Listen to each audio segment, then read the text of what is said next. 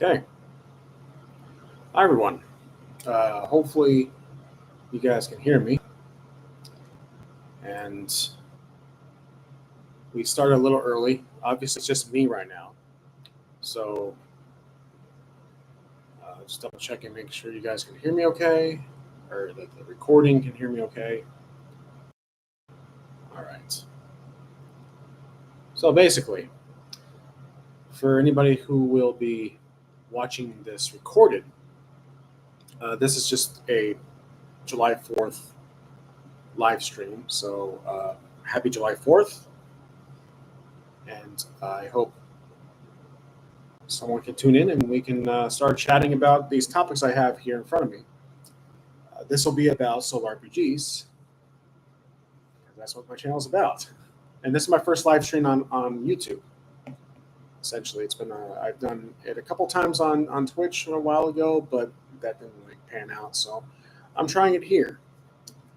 So basically, if I see more people hop on later on, I will repeat topics I have here. But this essentially is an intro for the record, and then once we hit 11 o'clock, I'm sure, maybe hoping at least a couple of people will hop down. But I'm sure everyone has better stuff to do on a Friday night, July 4th. So, anyways, the topics I'll be covering here will be my favorite dice systems, AI versus analog, solo play styles. That's always a hot topic. It's always a hot button, I should say, for some of my viewers. My favorite oracles, handling writer's block moments, especially for solo play, because there are times when you just have a brain fart and you might have to step away from it. Next will be finishing stories, jumping ship, basically going from one series to another, and never actually completing the previous series that you're working on, especially if you record them or you just play solo RPGs by yourself. You don't do what I do on here. Then our sixth topic will be tracking everything: characters, locations, quests, quest items, important events. Just basically talking about great ways to track. So next one is breaking your bubble, trying this hobby alone. Then I'll be talking about my top favorite TTRPGs, which I have all in book form off the camera here. Then my top 5 interested TTRPGs. And then I will close out number 10 with future hopes for the channel. So, with that being said, that is everything on this topic. Before we hit 11 o'clock, which is in 3 minutes, I might start early, FYI, and I did start early for the intro. This is essentially just a experimental, this is a test, just live streaming for fun.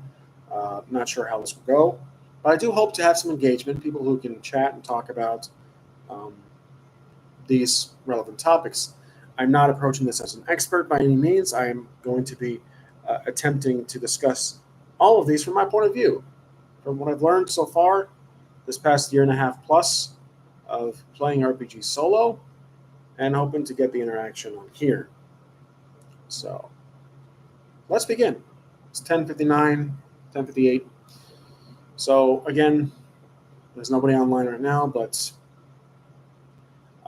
which is ironic because it's a solo RPG channel. Happy July 4th. Happy Independence Day if you are in the United States or abroad. Let's first talk about I only have 4 listed here. I couldn't really think of a 5th one. Just I thought 4 was fine. Actually, 4 kind of fits the theme. July 4th, 4. My favorite dice systems. These are in order. So I'll start with number 4. Roll over. D&D basically. So roll at or above systems, whether it's D20 or anything similar. This was the first obvious system that I tried and learned D&D playing. So obviously I got addicted to it. D20, single dice. You have an equal chance rolling the 1 and a 20. It's random. It's great for combat too, I would say. But D20 is definitely number 4. But after learning about other systems out there, they're expanding, my horizons a bit, not just playing D&D. I saw that there were other systems that were more appealing to me, to my taste. So number 3 was the skill-based dice system. It's hard to describe, or at least give a title, which there probably is a term for it, but this is Savage Worlds. I'm talking Suede. Savage Worlds, whichever edition you play. But this is where your skill is the dice itself, the die itself. If it's the trait or the die, you train it. You're unskilled, it's D4 minus 2. But I do like the concept of having the die type be the actual skill you roll, and you shoot for that target number of 4. So that is very appealing. And it's fun, too. It's predictable. You know what you need to shoot for, but you can obviously have modifiers that affect. Looks like someone joined us. Welcome. You are our first viewer, and hope you enjoy. We're basically talking about solo RPGs. I have a list here of topics, and the viewer fell off. So thanks for visiting. Anyways, skill-based dice, that's my number 3. Number 2 is Roll Under. This is GURPS. Also, it can be Karen RPG. Roll Under is just basically you're shooting for that your skill number and below. GURPS has the 3DS system, the 3D6 system, so it's predictable. It's more in your control. It's your skill. You're not shooting for a random number based on difficulty. It's tied to how good you are. But obviously there can be modifiers applied. And my number 1 favorite dice mechanic system is Powered by the Apocalypse. This has been a very intriguing narrative-driven system that I've learned, and I have Dungeon World here as an example. This uses it. Monsters of the Week uses it. World of Dungeons, which is probably my favorite one-page RPG out there, which is not on my list of tabletop RPGs because it's kind of its own little category. But yeah, Powered by the Apocalypse is a great system. It's 2d6, sometimes 3d6, based on advantage or disadvantage. And you shoot for 3 ranges, 3+ ranges. A roll of 6 or less is typically a failure. 7 through 9 is a partial success. 10, 11, 12 or so is a standard success. 12 can be considered a great success. In my recent Hulf series, which I often call Wolf, I've been using that blended with Fate, and it actually works pretty well. Basically, it works because you have successive style with Fate. So, those are my essentially top 4 favorite dice systems. Number 2. This one I was hoping to have people on here because it can become very controversial in regards to people who are fans of, who grew up playing traditional tabletop RPGs. How I do on my channel here, a mix between, I use AI sometimes. I use my background's AI. That's obviously a disclaimer for that one. And my tabletop camera where I have it facing downward above my head here. It is entirely preference. And I've seen some very interesting critiques and criticism regarding using AI as an anchor, as a crutch, which is true. That's why I often have been calling it crutch AI, not only calling it GPT or Gemini, whichever I use. But on the flip side, it's really damn fun to use an AI as a game master. Sometimes even as an oracle. And in some experimental videos I made, as a player. Actually as a player. But does it break the code of conduct for it being a solo RPG? Is it truly a solo? Are you playing solo when you are actually collaborating or working against an AI of sorts? Does it break the mold that is solo RPG? That's where the controversy comes in. I think it's not just because people hate AI to an extent. An audience, half my audience probably, has some distrust or dislike in it, which is totally fine. But I think it's because the AI takes a lot of the creativity and a lot of the power you can have as world building away from you, and it relies on it. You rely on it. You still are the player. You can still make the choices, and if you have the instructions correct, in my opinion, my instructions for my as it evolved for my GPTs, I used the projects folders, were good.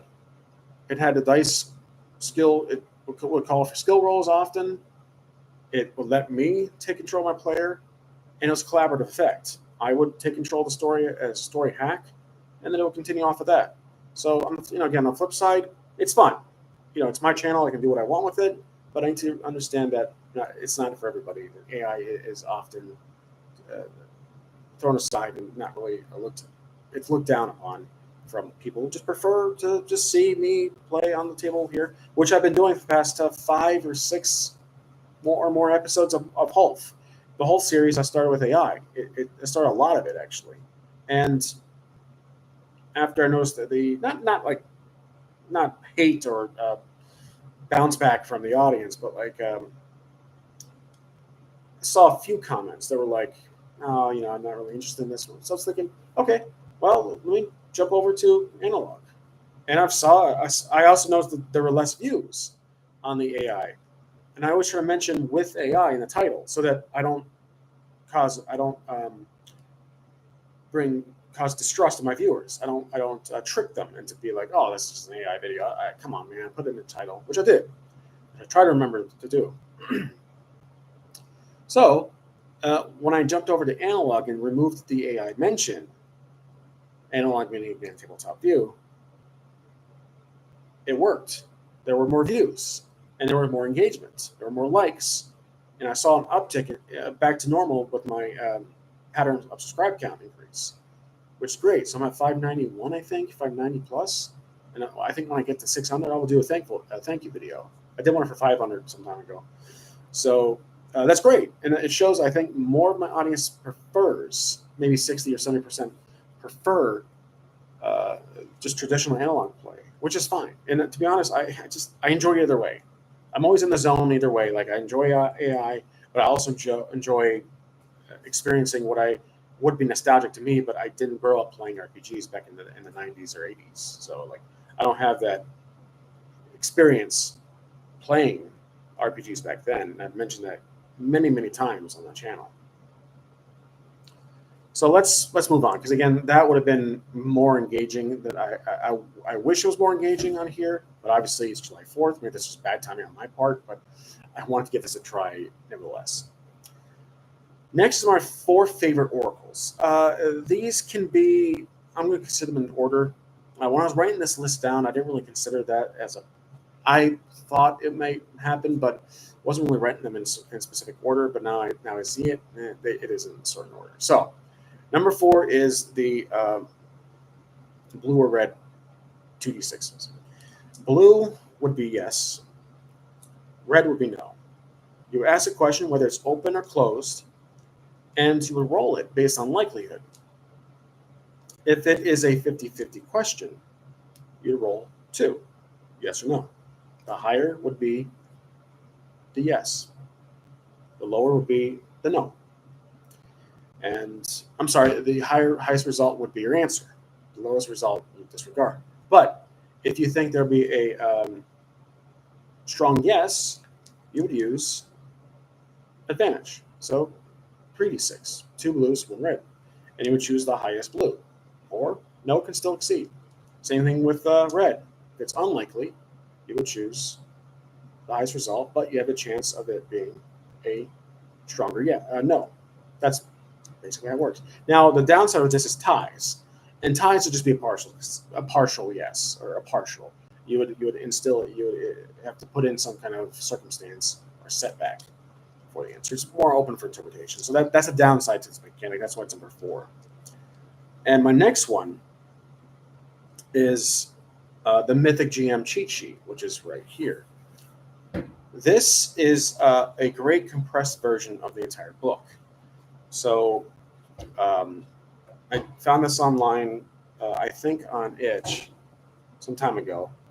It has most of the most important tables on here. You have the fate chart itself.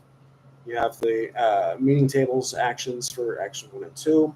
You have the testing the expected scene.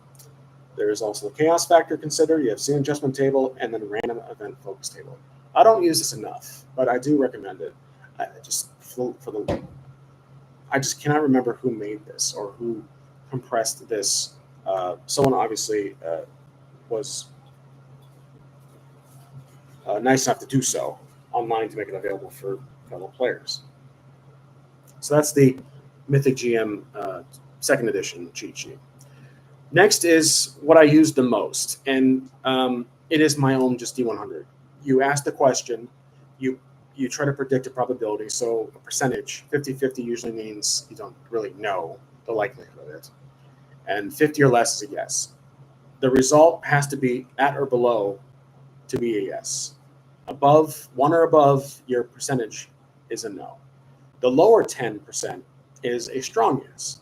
The upper 90 or more percent is a strong no. That's it. This is very good for open-ended questions and even type questions, even simple ones. So I like this one as a great go-to, but this is my most often used mechanic. However, the one that seals the deal for me, number one, is obviously the one-page mythic. This is a cut version of the one-page mythic. It does not have the probability table, the yes or no oracle table, which is based on likelihood. It's also fantastic, but that was obviously used that one. I did use that one quite often, but I cut it down because I prefer to blend it with this for the actions and descriptors and the D100. So I guess my number one favorite is a blend of the two, D100 and this. This is for getting the context, basically. You have all these 100 possible actions and descriptions. I highly recommend it. One-page mythic. I think you do have to pay for it on DriveThruRPG. Just search one-page mythic, and it pops in there. I think it's $3-4. It's been a while. So that's all for oracles. Next is another subject that I would have expected to have more engagement, but obviously there's no one online right now. So, writer block moments. This can happen at any scale. This can happen when you're playing playing your solo RPG by yourself, and you're trying to think of anything. Like me right now, I'm trying to think of an example. You hit a roadblock, whether literally or figuratively in the story, pull out an oracle. Use the one-page mythic, use a D100, use an oracle. There are thousands of oracles online that are even tailored for settings, which always helps. This one is generic. It's open for any genre. They're all just vague words, and you can go from there. So again, I think, in my opinion, oracles work best. There's also tarot cards. I made a whole video about this a couple days ago, actually yesterday. Oracles, tarot cards work great because it gives you a visual aid. If you are a visual learner, if that's such a thing, if you prefer visual aids to jumpstart your creativity, then do so. Buy a pack of tarot cards. Maybe buy a pack of tarot cards that are themed for RPGs. There are countless tarot cards out there that are very vague and probably maybe too vague to an extent, but it's entirely up to you. If you do prefer to buy tarot cards with dragons or fantasy creatures or mechanical images, again, there's tarot cards for every genre. There's even tarot cards for Fallout. So again, it's up to you. Whatever you prefer to look at, the tarot card should be able to help you break that writer's block. Now, earlier I said writer's block can be to a scale. For me, it's a blend of both. At times it happens in the moment, at spur of the moment. I can just have a brain freeze, or it can last for weeks or months for people who, even authors. But let's focus on solo RPGs. For me, it can be just taking a break because I either lose interest, which could be in part because of writer's block. So when you have writer's block in solo RPGs, you don't have that drive anymore. It's just suppressed. You think you lost it. You want to jump hobbies? Don't jump hobbies. If you have multiple hobbies, great. But if you're feeling like you should force yourself to try a different hobby because you are losing interest in solo RPGs, and that kind of ruins it for you. And it's just tough. I've been there. I've done that myself. Like, for example, I've been doing the solo RPGs for a long time now, for a year plus. I haven't played a video game in so damn long because of this. Outside of the channel here, I play D&D with my friends on occasion. We play tabletop games. I just haven't played video games in so long. Like, I used to be a PC gamer, not like hardcore PC gamer playing like Modern Warfare or something. No, just kind of traditional old classic ROM emulator games, stuff like that. But that's out the window. Like, this has engulfed my entire life, my free time. Just solo RPGs. Just fascinated by it. And writer's block really sucks when it happens. Maybe creator's block? I don't know. It's hard to really coin a term for it. But I hope when that happens, if it happens to you, if you play Star RPGs, if you're not just watching as a casual viewer, welcome. If you are watching this recorded, thank you for watching. But if you are watching this as a player, as a solo RPG player, and you are at an impasse where you just don't know what to do, maybe try a different game. Maybe you're getting tired of that specific system. And this leads perfectly into my next topic: finishing stories and jumping ship. This can be a bad thing or a good thing, depending if, for example, my very tiny channel here, I do it often. I will start a series and probably fall off and lose interest and jump into a new series. That's a bad thing at times. It can be seen as an inconvenience for my viewers because they want to see what happens to the story and it's closing. I've closed a few. I will admit I have not always jumped ship, but for the most part, I have. And it's disappointing to myself because, like, damn, I could have finished that off. I chose not to. For my part, it's not ADD or anything. It's just I want to keep the flow going. I start to feel that eagerness to step away. And I don't want to do that. Because if I step away for a few days or a week, I will lose interest. Not of the hobby, but I will enter that writer's block phase. And it sucks. So jumping ship is sometimes the lesser of two evils. I'm trying to think of it's sometimes okay to do. And that way we can revisit the old story, which I've done countless times, maybe a dozen times for Wolf, now Hulf. I brought him back, but totally different world settings. I didn't continue past stories of Wolf / Hulf. Just want to clarify that. So sometimes that can work to your advantage. Because if you are stuck on a campaign that you don't see going anywhere, and you can't think of anything, and then you start to get into that writer's block phase, jumping ship might help you, especially if it's a different system, which I recommend. If you're trying the same system, just a different entire world setting character, you might get back into the same problem, that same avenue. So jumping systems can sometimes help. That's what I mean by jumping ship. It's jumping ship not just means the story, it also applies to the system. Next, let's talk about tracking everything. Use a tablet. I have that tablet. It's not battery powered. It's just the screen. You can write on it, then you click it, erases it. Use a whiteboard like I'm using here. Write notes.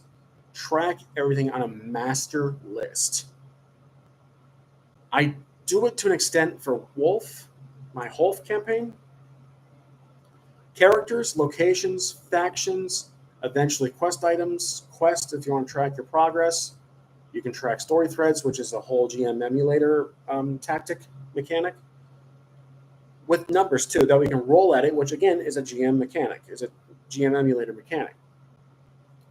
So track everything so you have consistency, and it helps you remember certain things. Don't track every single detail, which I sound hypocritical here because I just said track everything. I mean, let me rephrase this. Track the most vital information on that master list. I do recommend taking notes, and sometimes I take too much notes. I scribble a lot. Everyone has different, style. Everyone writes their own way when taking notes. It can be chicken scratch. It can be very neat and organized, which mine definitely is not. But it does help. Putting stars next to it. If you watch my Hulf campaign. I try to have some ways of noting important factors, important moments of stars, like a star rating, like GTA at the wanted level. 1 star for important, 2 stars for very important, 3 stars for vital. I try to put my results on the one-page mythic in parentheses, brackets. So definitely track the most important information. Again, characters, locations, factions, quests, quest items, vital moments, stuff like that. It does help. And plus, it helps you weave a story together, especially for narrative-heavy games. And especially if you're the GM, if you're the game master. This doesn't only apply to solo RPGs. It's a huge component in solo RPGs, but it's also a huge component for dungeon masters. You're going to track everything, whether it's digitally on here or analog on table. Track everything that's important to the characters. Next is this is a tough one. Again, this is another one that I wanted to have an interaction with you guys here live, but obviously that's not going to happen. Breaking your bubble. Trying this hobby. This is a very strange, unique hobby. It is very strange. You're playing an RPG by yourself. There are RPG products out there that are tailored, that were created to be played solo, or have a mechanic for solo, like Ironsworn, Starforged, Ironsworn. GM emulators, a whole book to be GM lists. That's amazing. So it's a community. It's a very vast community. It's a niche market. It's a fastly growing market. And I love to see that there are some big names in the solo RPG community. And I'm glad to see that my channel is growing. I mean, it's fascinating. It's ironic. It's a solo RPG, but there's a community of people throughout the world. A lot of my viewers, I notice, are actually across the seas, which is fantastic. I love that. We can connect through these means, this medium. Seeing you guys create your own stories on your own channel, and seeing you guys comment on mine, it's like I feel honored. I'm so small, like so insignificant compared to other channels out there that are not solo RPG channels. But the fact this community is so ever growing, and that's the beauty of YouTube. There's communities for everything, for collectors, for solo RPGists, for anime, or for artists. I mean, anything, any hobby you can think of. Card collecting, mechanics for cars, for car repair. I mean, you name it, there's a hobby out there. So this one is definitely a strong, it's a really strong community. So I'm fascinated by it. With that being said, breaking your bubble is not easy, especially if you don't know where to start. There are lots of helpful videos on YouTube that I watched that helped me get into this. And the biggest help, I think, was Me, Myself, or Die. Trevor Duvall, the voice artist. He has probably one of the most prominent solo RPG channels out there. A lot of inspiration. There are several other handful of channels that I enjoy to watch on a daily basis. He's busy right now with his Broken Empires RPG, which he's trying to get out through Kickstarter, I think, or he's funding it, and he's in the printing phase.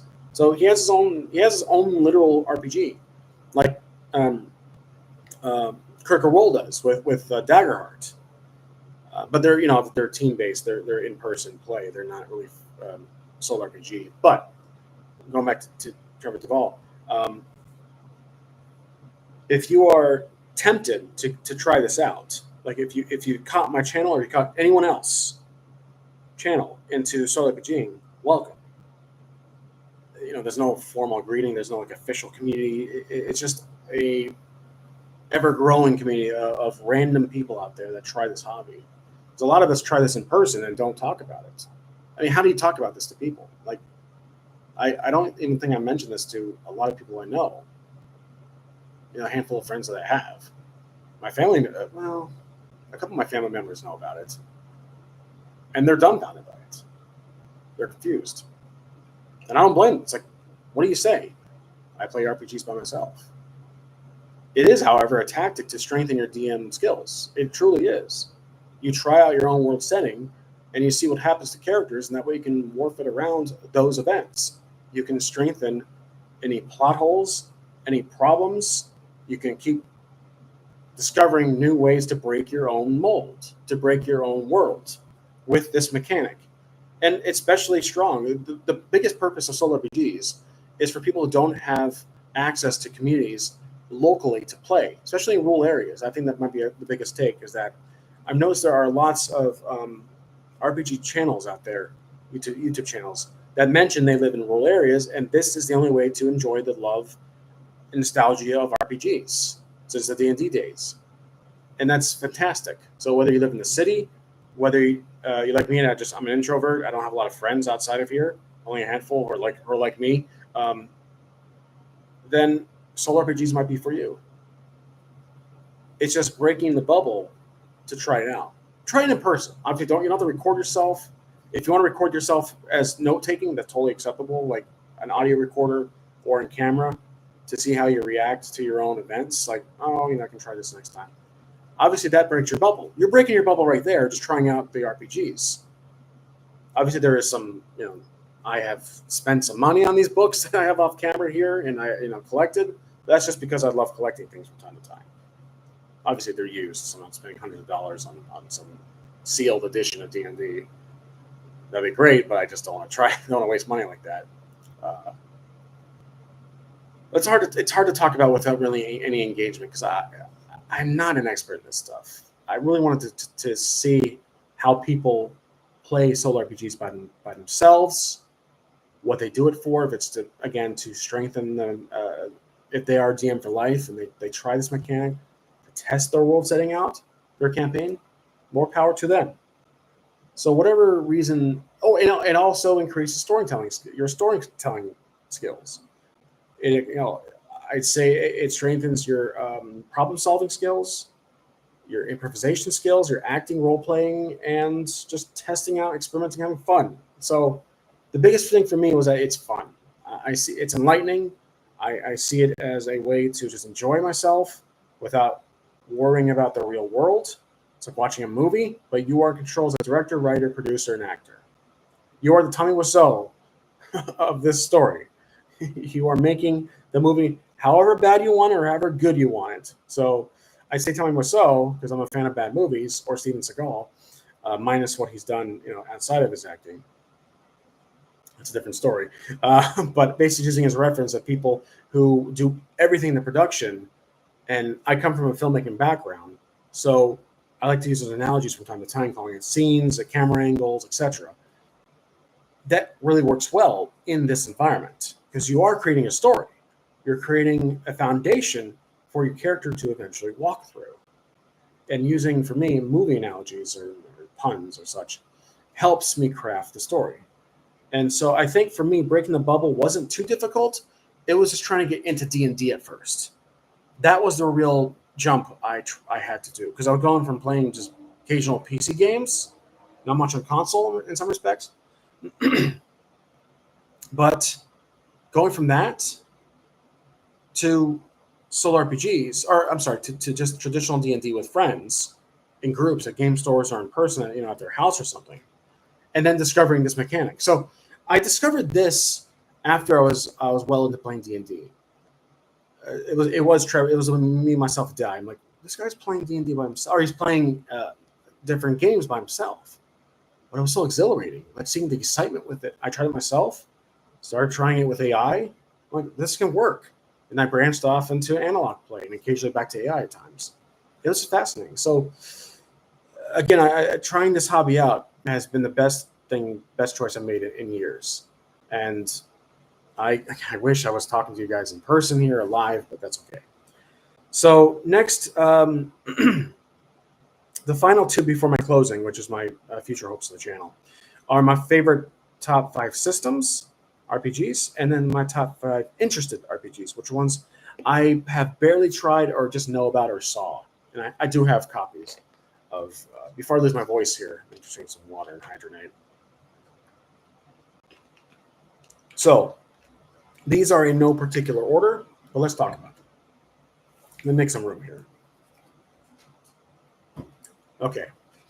First, for my top 5 favorite RPGs, Maze Rats. This has to be on here. This is, I've talked about this game so many times, so I'm not going to go into full detail for each game because that will take hours. But this is a fun rules light system Great for dungeon crawling. Content has tons of tables, which I think a lot of people use more than the actual game itself. No disrespect to the game itself on that matter, but it's a fun game. And this is one of my favorite games to hack with the 2d6 mechanic that it has at a target number, FYI. Next is one I was addicted to recently until I discovered Fate. Savage Worlds. This is my favorite, like visually appealing version of the collections I have. I have the newest Suede, the Adventure Edition. I have the Explorers Edition. I have the other couple versions and variations, but this is by far my favorite visually appealing one to look at. I love the graphics, the colors, the text, the artwork inside. Great system. This uses the dice skill system, dice tree, so your skill improves by die type. So Savage Worlds is so damn fun. It's a very simple game to learn, and I love the betting aspect, which Fate also has a similar with Fate points. Next is Fate. I also have obviously Fate Accelerated and Condensed right here. I use Accelerated currently on my Holf campaign, but Fate Core, it's so simple. I mean, you can jerry rig it, you can hack it to wherever you want, but like I'm right now, I'm using the Apocalypse system fused with the Fate system, and it's just fun. I love the storytelling aspect of it, and I used to be on the edge of like I wanted to learn more heavier rule games, which is fine, it's great. But then I learned about Fate, and like the aspects thing. It's like holy crap, it is great. I love it, and the stunts. It's a fun game. The character sheet I love the design too. It's so simple and works perfectly. That is Fate. Number 4 is going to be GURPS.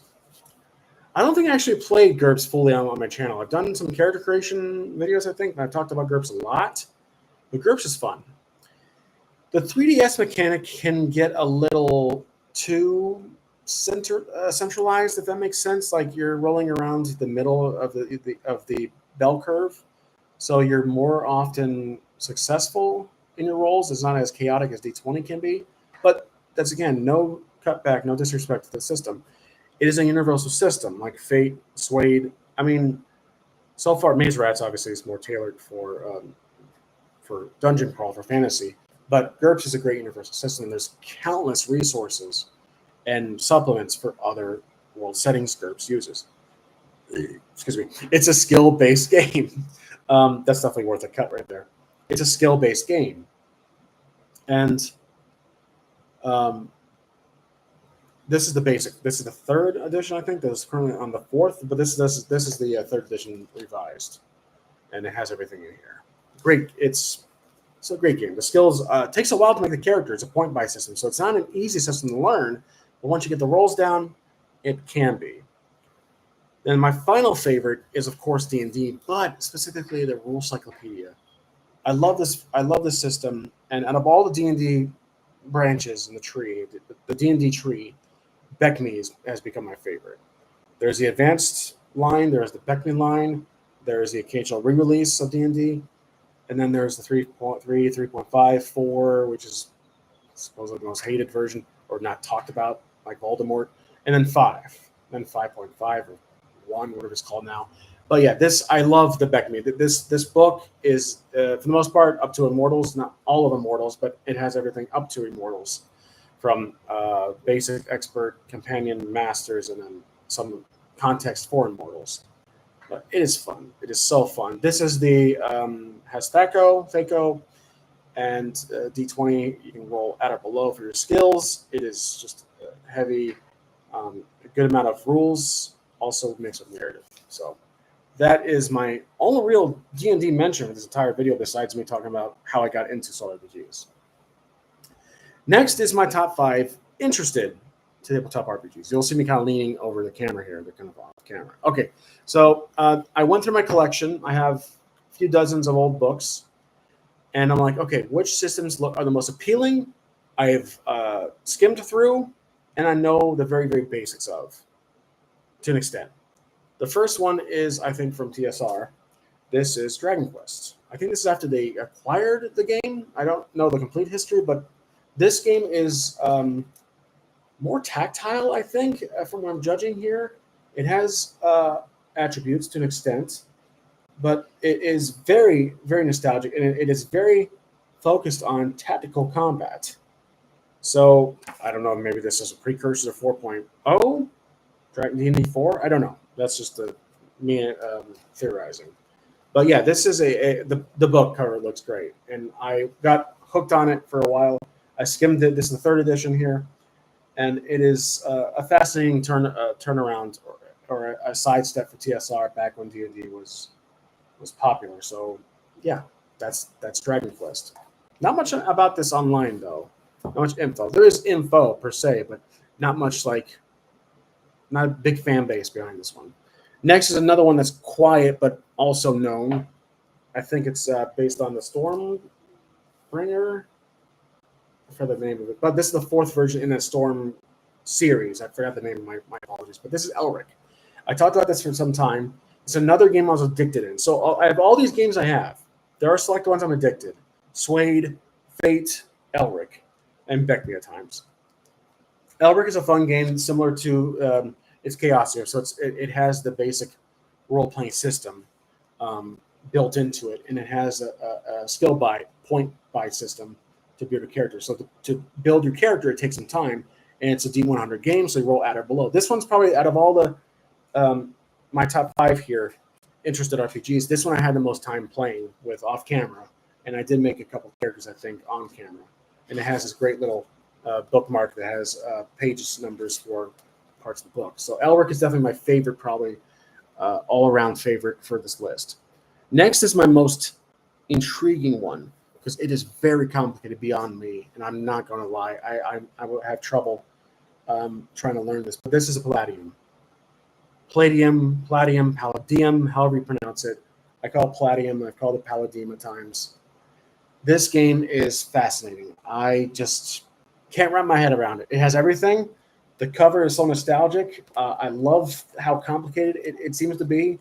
Text is stuffed with information, mechanics. I was able to make a character sheet. I'm pretty sure I did on camera. I don't recall, but I know I've made a character sheet before. And the original owner left a character sheet in here, which I think I don't have here for some reason.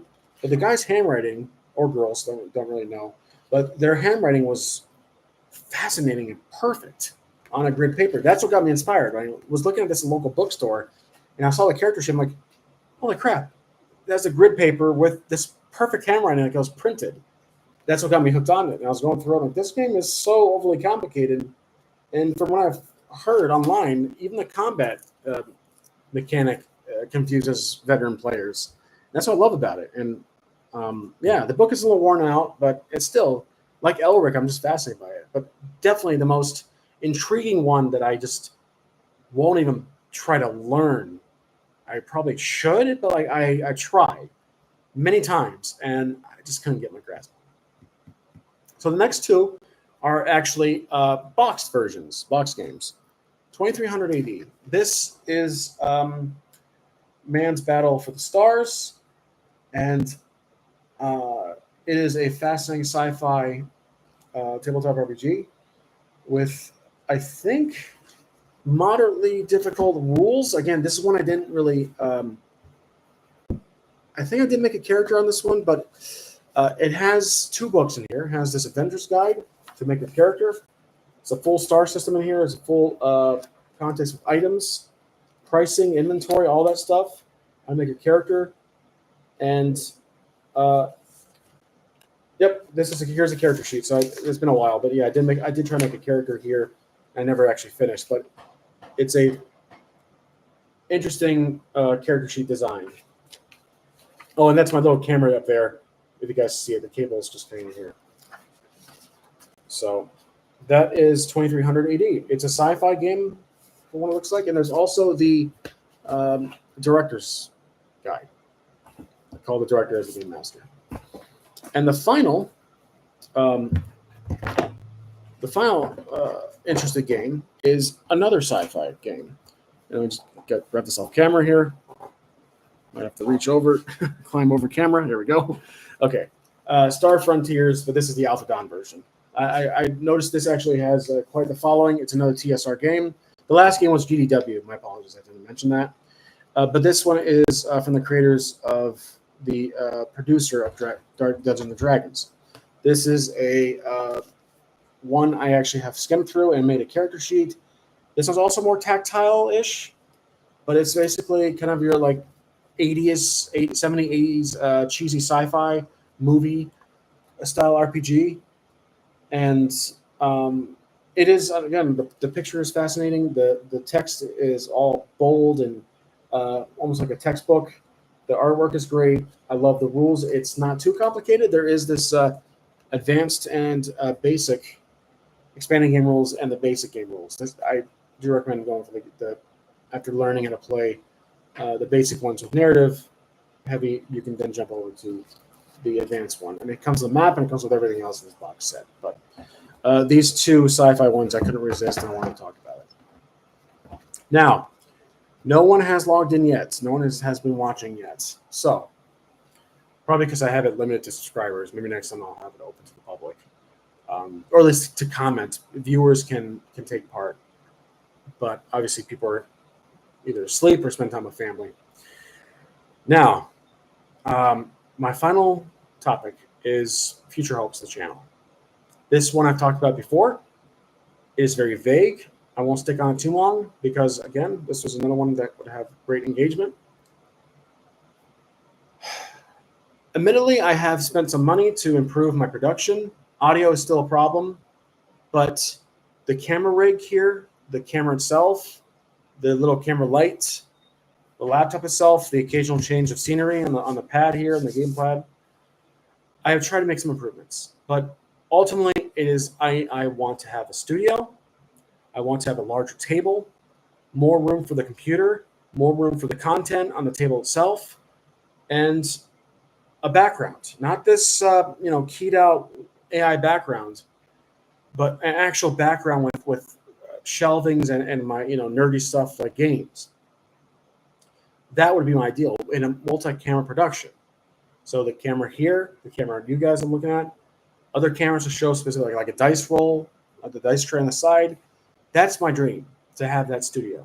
But that would cost money. It would cost hundreds of dollars a month, almost like rent, and I don't have that kind of money. Now, if my channel keeps growing, I really don't know how to pursue it. Do I pursue Super Chat here on YouTube? I don't know about ads. I really don't. That would bother my viewers. Should I do Patreon? That might be an avenue. Everyone does Patreon. That seems to be the most fairest way to do it without clouding my channel with ads or money. What do you call it? Just revenue, ad revenue, monetizing. So that'll be great just to take part in growing this channel and having a studio, having a table, multi-camera production, so a switcher on the side. But I think I would have to achieve that through Patreon in the far future. So if I hit 1,000 views, then or 1,000 subscribers, that would be fantastic, and I'll be able to grow this channel beyond me just talking to it, looking like it's a vlog. So hope that makes a lot of sense to you guys, and it's been a great. I feel like I've achieved a lot, especially my growing audience, and I've noticed there are. Want to thank a lot of my consistent commenters. There are a handful of viewers who comment quite often, and thank you. And it's very it's very positive on this channel for me. So hope you guys enjoyed. Hope you had a great July 4th. And I have seen a few people have jumped on in of the channel here, my video. So and they occasionally leave. Don't know if it's a glitch in the matrix, but either way, this was quite fun. I really do wish there was more engagement, but maybe I should do this at a better time, which I will try next time. But if this goes well, if it posts after recording, I hope, then that more power to it. So if there's anybody else who wants to say anything on here before I end the channel, I see there's one viewer. Welcome. I was just talking about solo RPGs. I have this list here. Talk about my favorite games, mechanics for solo RPGs, favorite dice systems, And so the person left. So it's like a peek, it's like window shoppers. They kind of peek in. Oh, well. Anyway, that's okay. So thanks for watching, everybody, and I will see you in the next video.